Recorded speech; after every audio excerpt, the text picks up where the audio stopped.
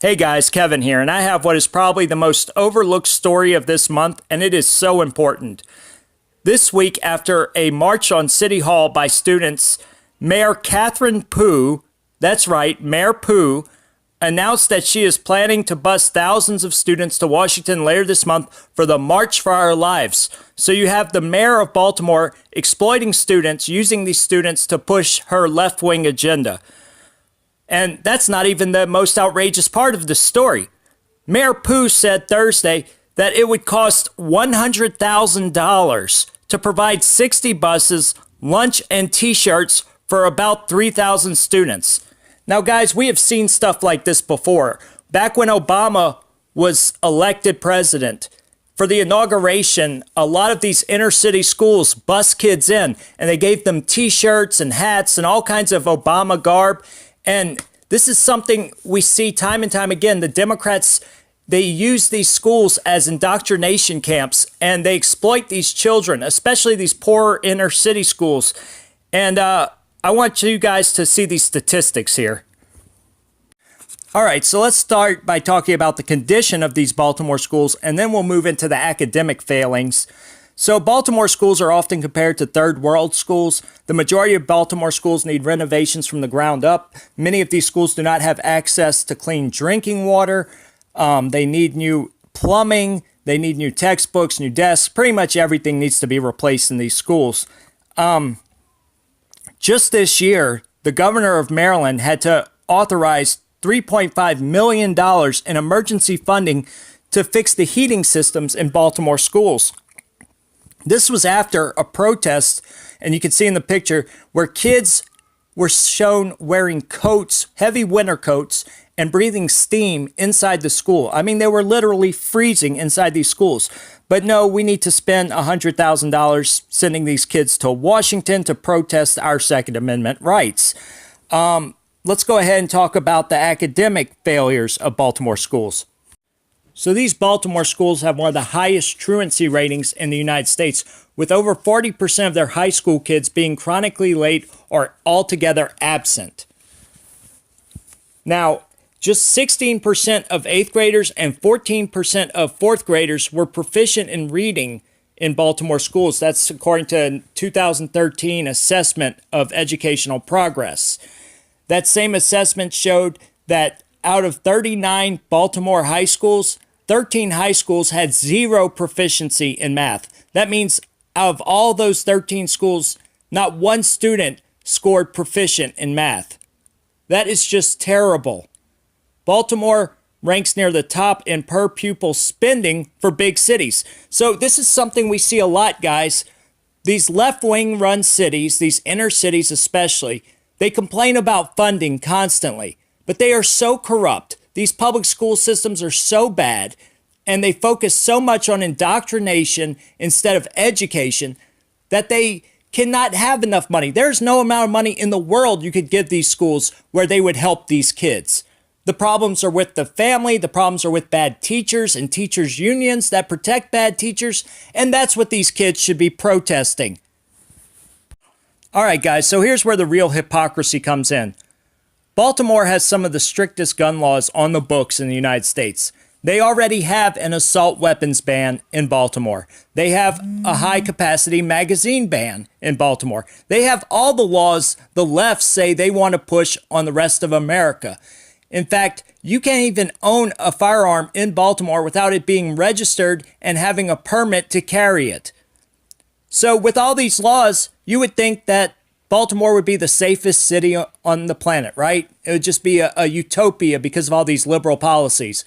Well, just like with the failing schools, this is also failing Baltimore, with Baltimore seeing a rise in crime like no other city. Baltimore is number 7 on the most dangerous cities list by Forbes. It has a murder rate higher than Chicago and New Orleans. In fact, it is one of the highest murder rates in the nation. So what do these great left-wing thinkers have to say about the crime rate in Baltimore?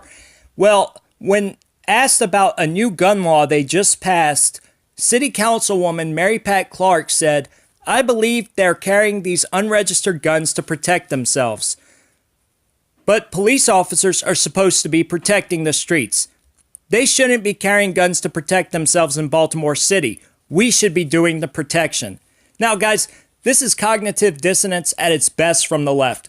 This woman is one of the same women who is out protesting the death of Freddie Gray at the hands of the police and saying how all these police were so horrible, but they're supposed to protect the citizens. Also, response times in Baltimore can take up to several hours. So the police are never going to protect you. And we see this time and again in these left-wing cities. They depend on the government so much that they are just helpless. The people live like victims. And this is something I saw in El Salvador. They turned over all their guns to the military. The people there live like victims. Socialists came in, they wrote laws to pretty much make it impossible for you to defend yourself or own a gun. And now people live behind huge walls with barbed wire. They even have broken glass up on the top of their roofs so people can't break into their homes. I mean, this is what you get. You get victimization and total dependence on the state, and the state always fails you.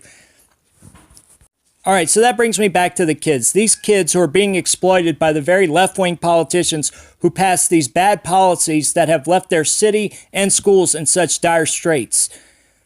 Right now, you have dozens of kids each year being shot in Baltimore. One school, this is according to the Baltimore Progress, Excel Academy, had 7 students murdered. And the majority of those murders were committed with illegal guns.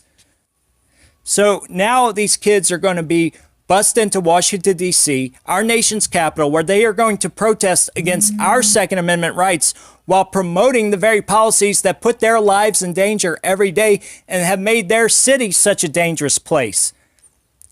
But it's not their fault, guys. These kids are brainwashed, okay? And I'm not just talking about the Baltimore kids, although these Baltimore kids, they barely read at a high school level. They have a 14% proficiency in math. Why would anyone take them seriously when it comes to gun policy?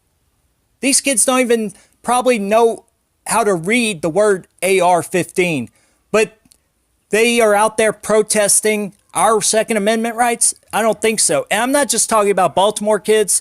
Like I said, I think this is true for all these kids. They are all brainwashed. Even the people like David Hogg are being exploited. I know CNN handpicked him because he's a good speaker and he was an Antifa wannabe. But let's face it, these kids, just like the grown-up Antifa, these micro Antifa kids, they cannot stand up to a rebuttal against their talking points. These kids, they know nothing about gun policy. They know nothing about gun crime rates or any of these statistics. So that's why when you have David Hogg challenging Alex Jones, he then backs down when Alex Jones invites him on his show. He cannot make a good argument for the very thing that he is being used as a poster boy for. So David Hogg and these kids in Baltimore are being used by the left so that people will have an emotional response. Because that's all the left have nowadays. They want to hurry up and pass gun control through, and they know if they get everybody emotional and riled up, that's the best way to do it. Because if people take time to read these laws, to look at the facts around gun control and how they negatively impact cities and states, nobody would support it. I mean, it's just like Obamacare. They rushed that through, and it's a horrible failure. And this is what the left do now. They don't have anything as far as policies anymore. All their policies are horrible. It's all more welfare state in a country that's already got $20 trillion in debt. It's all emotional arguments and responses like you're a racist or whatever else they try to use to shut down speech and shut down other arguments. And it's tiresome. So I should end this by saying that nothing the left does is organic. You know, these kids, they didn't get up and march out of their classrooms because they support gun control. These kids don't even know what gun control is. They left their classroom because they live in a district that has the highest truancy rating in the United States, and none of them want to be there. But I guarantee you it's beyond that. Look, these kids are being used by this mayor, and I guarantee you that this mayor is being promised huge campaign donations if she just goes out and spends money the city doesn't have to bust these kids to Washington and push this agenda. And that's how the left works. Look, they dominate these inner cities because they spend billions of dollars in these inner cities trying to brainwash people and pushing propaganda. I mean, you had groups like Acorn under Obama that were out there telling people in inner cities that Obama would be the greatest president. He would pay off their mortgage. He would give them phones. I mean, you've seen the videos of this. And then you have them telling the voters that Republicans are racist, that they're going to screw them over, take their welfare. You have groups like the Center for Community Change and the Ford Foundation, or Communities for Change NYC, that go into these cities and spend millions of dollars trying to push programs for these kids that clearly push a biased political agenda. It's just disgusting. It's something the Democrats have done for decades now. And every single city where the Democrats have dominated, they're just in horrible shape. They're in horrible condition.